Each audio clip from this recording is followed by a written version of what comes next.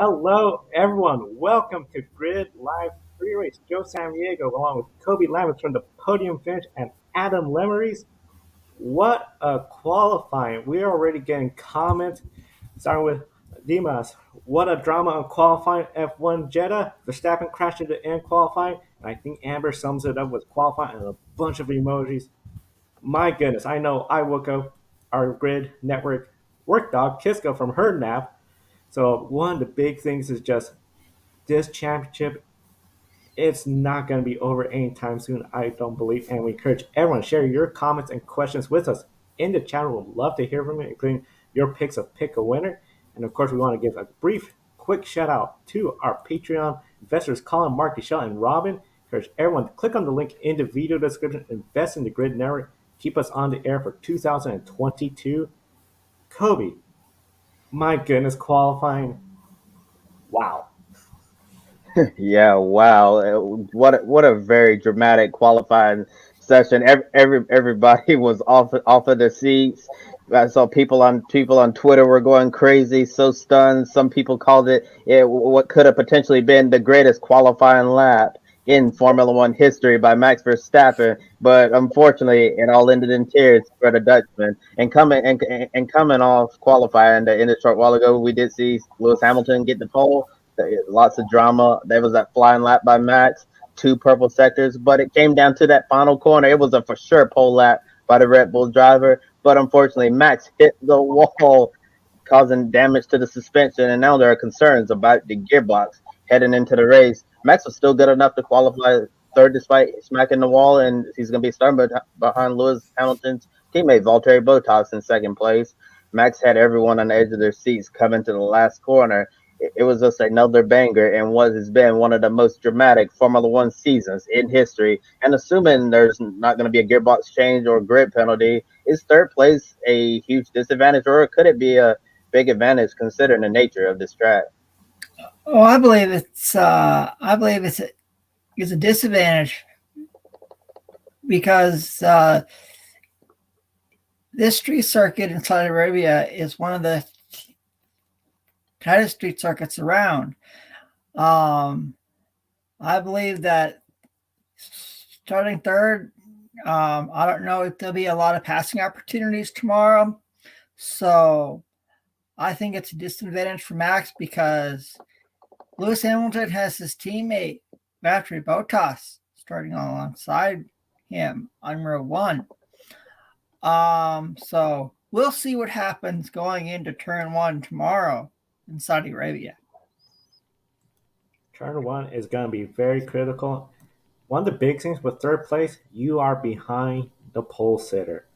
So, when it comes to Max Verstappen, we know the history of him getting around Valtteri Bottas, and Bottas' history of not exactly getting the greatest start. Bottas needs to have that great start. I see Max Verstappen up there with Lewis, and then of course, if he is within that second by the end of the second lap and has DRS on on Lewis, there are three DRS zones. Watch out. This is going to be some intense racing between the two of them for the championship. Yes, it could definitely be a very intense on Sunday. And considering the nature of this track, it would not surprise me if once again we see contact between Lewis Hamilton and Max Verstappen. It really seems like that is could be potentially inevitable at this point. And here's the next question for you guys. I'm sure Joe, you can answer Amber's question there before you answer what I'm about to ask. So, how important is it for Valtteri Bottas to keep Max behind on the first lap? Well, it's going to be very important to keep Max behind because the big thing, if Max is second place, the best Lewis can do with the fastest lap is tie. So there is the possibility of the two of them being tied for the championship. But Lewis needs to win, get the fastest lap, Max second place. And of course, we know there's Perez, the AlphaTauris, they could always snatch away fastest lap. So it's possible, but it's really going to come down to once again that start. Valtteri Bottas, he needs the best start he could have this season. Block Max Verstappen, allow Lewis Hamilton to get over a second advantage. So by the time Max Verstappen does get around him, probably with DRS on that third lap, Lewis is out of reach. and it's out of sight of Max, and then it comes down to the strategy. I anticipate Bottas will at least have a decent enough start, so that way you have the two Mercedes right there and the one Red Bull. Sergio Perez, he's going to need to get around Charles Leclerc till you have all four. The big thing, if Valtteri Bottas allows Max Verstappen around early on, I just see a lot of potential. Those two are going to make contact again for the lead. I don't anticipate neither driver giving an inch, especially when the other one has DRS.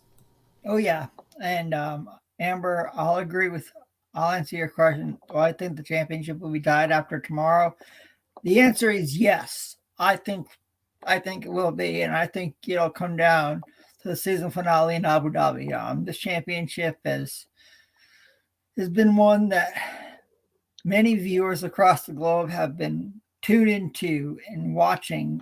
And going back to your question, it's important because if Valtteri Bottas can keep Max Verstappen behind him, at least for the first couple laps, Lewis Hamilton needs to put the pedal to the metal, go out, get as many fast laps as you can, and then have a very smart pit strategy all race long and come out with the win. It's going to be intense around the street circuit in Saudi Arabia. And in Saudi Arabia tomorrow. I know Valtteri Bottas really doesn't like this term, but at the start of the race, there wouldn't be a better time where he'd need to be a decent wingman for Lewis Hamilton, because that's exactly what Lewis really needs at this point, a wingman to keep Max behind, allow Lewis to escape up the road, and Valtteri Bottas needs to race Max very hard to make sure Lewis can get out front in the clean air. And Amber, we don't have any update on Max at this time, and hopefully we'll get something while we're live here in the air, so we can discuss it with you all watching our program wherever you are around the world right now. And of course, the big thing, if Max scores 18 points or more, putting him over 25 points ahead of Lewis, he could clinch the Formula One World Championship by the end of tomorrow's race in the easiest way. If Max wins and gets the fastest lap, and Lewis finishes seventh or worse, finishes in the top two, and Lewis scores no points, wins the race, no fastest lap, and Hamilton finished seventh or worse. Formula One's never been to this track in Saudi Arabia, a high-speed, narrow street circuit. Over 20 turns, you're on the throttle 70% of the lap, sweeping turns and little room for error. This almost feels like a wild card race in the NASCAR playoffs, like the Charlotte Roval, Talladega, or the Bull Ring at the Paperclip Martinsville Speedway. Will the championship be decided in Saudi Arabia, considering how it's a fast, narrow, new street course late in the season? Should we anticipate a more processional race, like a Qatar type race, or a chaotic race where anything can and will happen, like Baku? I think it'll be a race like we saw in Baku because it's the first time that Formula One has ever been to this track in Saudi Arabia, so no one has any data to go rely on in previous years. And I believe, and I said it once and I'll say it again, the championship will be decided at the season finale in Abu Dhabi. And I believe Lewis Hamilton and Max Verstappen will be tied on points. That is a big, bold claim. I agree the championship will not be deciding this race. What could decide it, though, is trouble and chaos. When we think about Baku, we agree that has been a very unpredictable track. But we got to remember that first year wasn't exactly the most unpredictable. However, the nature of this track, all those corners, the high speeds, the sweeping corners, it reminds me a lot of, it's almost like a Bristol where there could be a crash a couple of car lengths ahead of you, but there's no room if you're just got wall to wall each side. If you're in DRS zone and you're coming around a corner, little time to react. You got to be careful as well as aware of what's going on around you. If you're Max Verstappen, if for some reason you don't get the greatest launch and there's a McLaren or Ferrari ahead of you battling, or they're just lapped down and they're battling ahead of you, those two make contact, you could be in that mess. Same with Lewis Hamilton. This race, I don't anticipate it something like Qatar. I think it's going to be a little bit more on edge than the first year at Baku, but I definitely think you're going to see the favorites up front. But that first lap's going to be very critical. And then if we have red flags, and especially those restarts are going to be very critical. Yeah, it's going to be very critical, and I also think we're going to see a Baku, Azerbaijan type of race instead of Qatar, because this street circuit it seems very dangerous in several aspects, but we'll get to that a little bit later in the program. But overall, wow, this Saudi Arabia circuit, I have to say, I'm very shocked for one that this circuit is ready to go racing, because 1 month ago it wasn't even remotely close to being ready. I don't know how they did it in 1 month, but they did. I give credit to Formula One for being able to pull this off when I think 95% of everyone following Formula One felt like, nope, this race is not going to happen. And they proved us all wrong. So you have to give credit where it's due. And if we get something like Baku and both Lewis and Max are out of contention, don't be surprised to see Ferrari running up front entering this weekend. A lot of folks predict that one Ferraris could finish on the podium and not a McLaren. McLaren's really been struggling a lot lately with the pace of their car. Ferrari just about had third place locked up, but look, Charles Leclerc had that big crash yesterday in qualifying, smacking the wall with the team having to make some repairs. Do you think Ferrari is really the third best team this weekend? Yes, they're looking like the third best team this weekend. It was unfortunate that Carlos Sainz spun during Q2, so he was out early. But the big thing, they're looking fast. Charles Leclerc, he is, I believe, starting fourth place ahead of Sergio Perez. He could really benefit. I mean, remember what happened in Silverstone? He was leading with just a few laps to go, and then we know Lewis Hamilton got around him for the win. They've looked good all year. The reason why I don't think McLaren's just exactly there, this is not the kind of track Daniel Ricciardo's really a huge fan of. Qatar, there were slower mid-speed corners that were sweeping.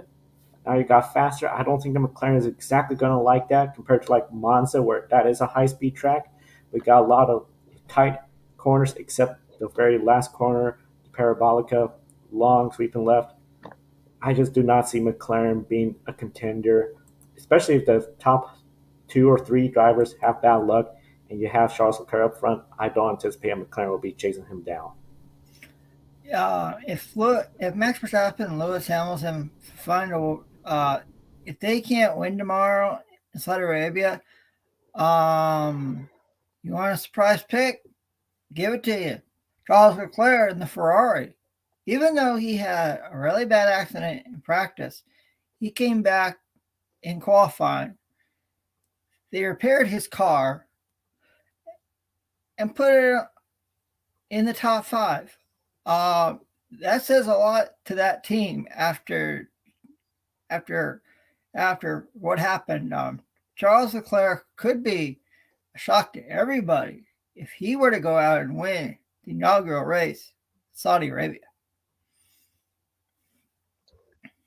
Yeah, it's certainly going to be interesting to watch Ferrari's progress throughout the weekend and see if something happens to Mercedes and Red Bull. Can Charles Leclerc take the fight and try to get a win before the end of the season? We know Carlos Sainz is a little bit down in the order, so I definitely, if a Ferrari is going to have a really good day, I'd be willing to bet on Charles Leclerc. And Amber, as a country, you say you don't like Saudi Arabia, the country, but the track is nuts. I totally agree with you. The track is absolutely nuts. We know going to Saudi Arabia when Formula One first announced they were going to Saudi Arabia, it upset a lot of people because we know Saudi Arabia doesn't really have the best record for human rights, and we're seeing two world champion drivers, Sebastian Vettel, Lewis Hamilton, using their platform this weekend to bring awareness to all of the issues that are very upsetting in Saudi Arabia.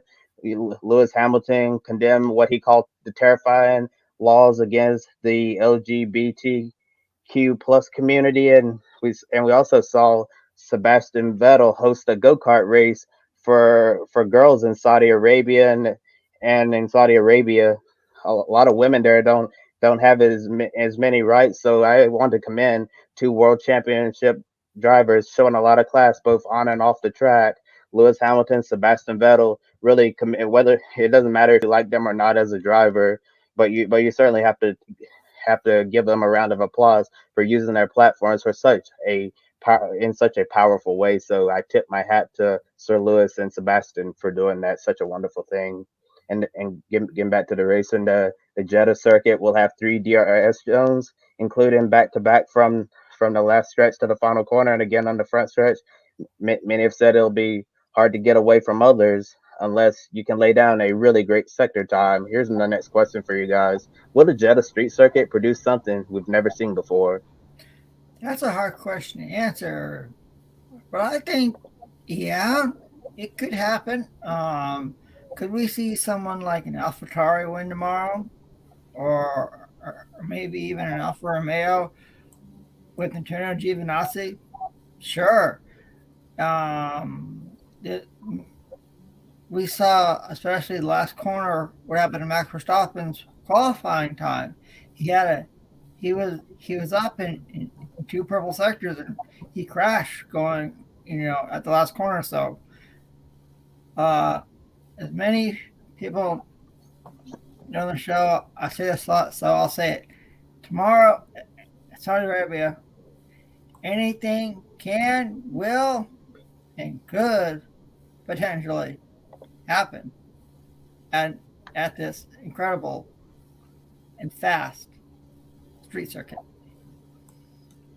After what we saw at qualifying, I think we might see something we haven't seen in a long time, and that is we always talk about track limits and the massive amount of runoff rooms in the newer tracks. We don't really have that here. We got some areas where you have the tempo barriers, you also have the safer barriers, and there's some runoff room. But we saw what happened to Max. Lock up, pushing it in that final corner, hit the wall. That could be race over if he does that during the race. We saw Lewis Hamilton at one point during Q2 made a little mistake, but he had no, it was Q3 actually early on behind Bottas.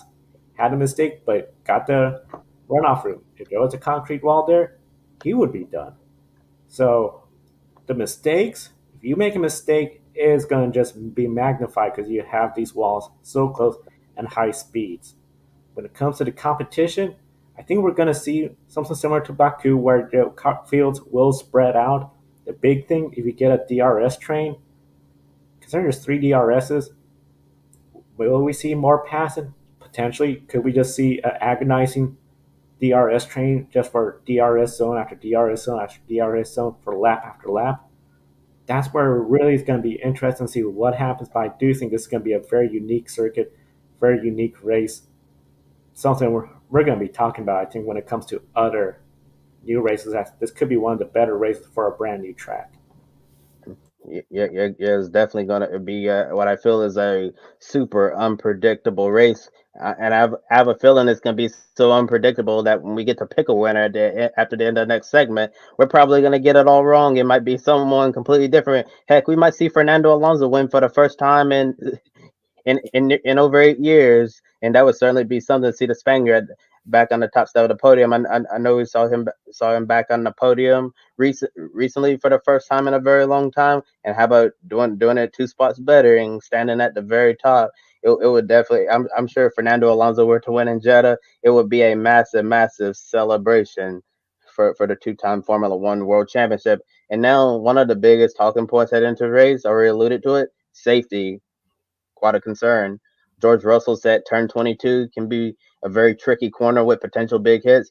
We mentioned Charles Leclerc had that big hit in practice and Max Verstappen smacking the wall at the end of qualifying. And now after Senna's passing, we've seen very few high-speed sweeping corners in Formula One. Tamburello and Imola's gone, lots of runoff room. Here, there's not much room for error. The track is utilizing the safer barrier, which is common at tracks in the United States. And this is faster than Baku, narrow. And well, if something happens on lap one, it may not be a single car incident. Maybe we'll see a Formula One style big one, but we absolutely hope not, because in these open wheel cars, a big one in a Formula One race would be absolutely horrific. But Valtteri Bottas said that he's really enjoying the track, and the track has been called the fastest street circuit in the world. Do you believe this track is pushing Formula One back to the mindset of the old days in terms of danger with some of the corners and overall track style we saw during Senna's era? when it comes to Formula One, after Senna's death, we saw, as you mentioned, Tamburello disappear, where it went from a sweeping left-hand corner at high speed with very little runoff room. It was gone. Now, of course, it's quick left, right, left, where we saw Max Verstappen and Lewis Hamilton make contact earlier this year. With this race, I feel the cars are safer compared to where they were in 1994. Could track developers be looking into adding more of these types of corners where you have fast sweeping corners? I believe so. We saw it at Zandervoot as well too. They had a lot of banking as well as safer barriers, I believe there. So if the car were to get loose, you got more safety protection compared to 1994 at Imola, where you had a concrete wall that was not forgiven. So I do think this might be the start, especially we've heard that this is just a first track for Saudi Arabia. If it's successful, we could see a permanent circuit. But I also think too, if this track produces some crazy, entertaining races that the fans love, and the drivers are not too concerned about safety issues, why can't this be a permanent fixture and avoid a more traditional racetrack in Saudi Arabia? So I think there's going to be a lot of questions long term, but I do think we might start seeing some new ideas when it comes to tracks being redesigned. Yeah, and for those of you who are watching, I remember when Ayrton Senna died in 1994 at Imola, and so safety's come a long way in Formula One since then. You remember, especially with the Halo bar now that has protected drivers. We saw what happened at Monza with Lewis Hamilton and Max Verstappen.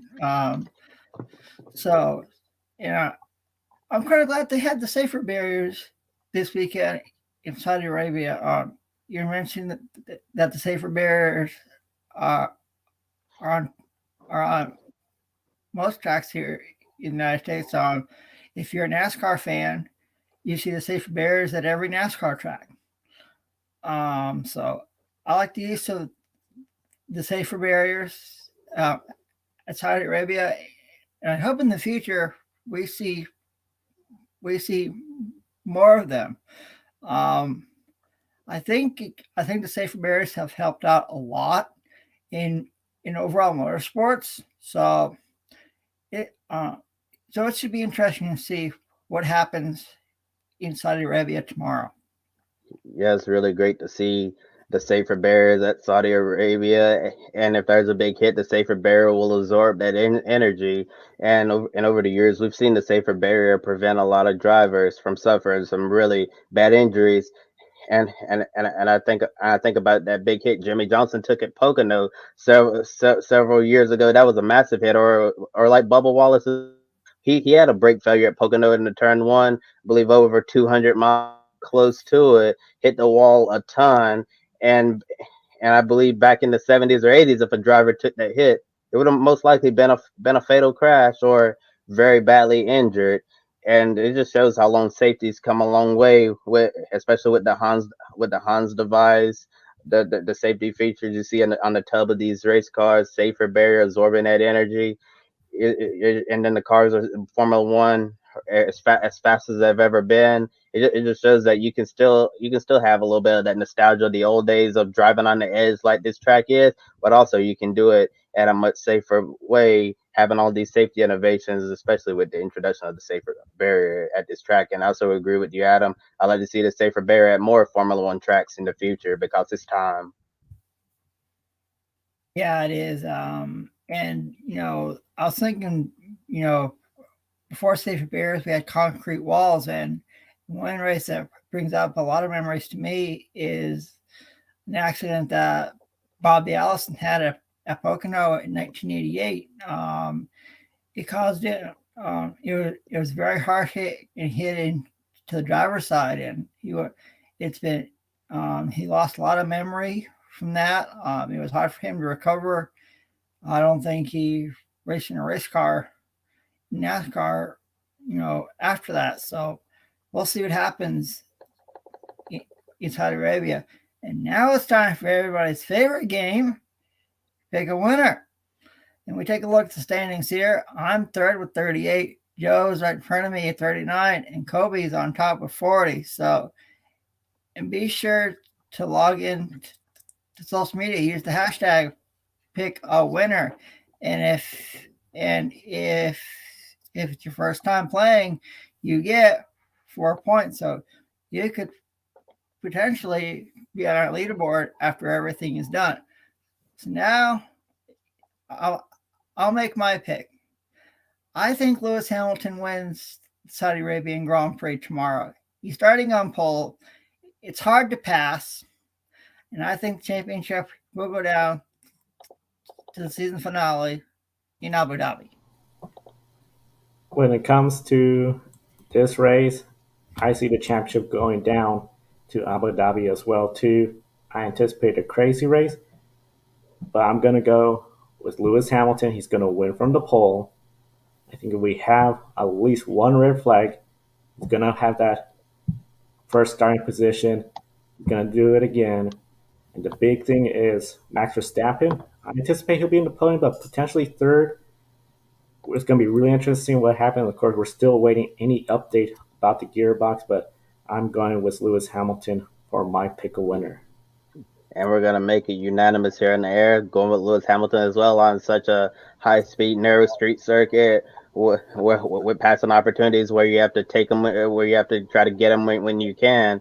I do think that starting on the pole is a big advantage, and Hamilton's out front. He get a good start, get in that clean air. I think he can set sail and say bye-bye in Saudi Arabia, and he'll be off to the airport getting ready to go to Abu Dhabi at the Yas Marina circuit for the season finale coming up, and we're definitely making it unanimous on the air. Because in the chat room, Amber says Hamilton is her pick to win the race.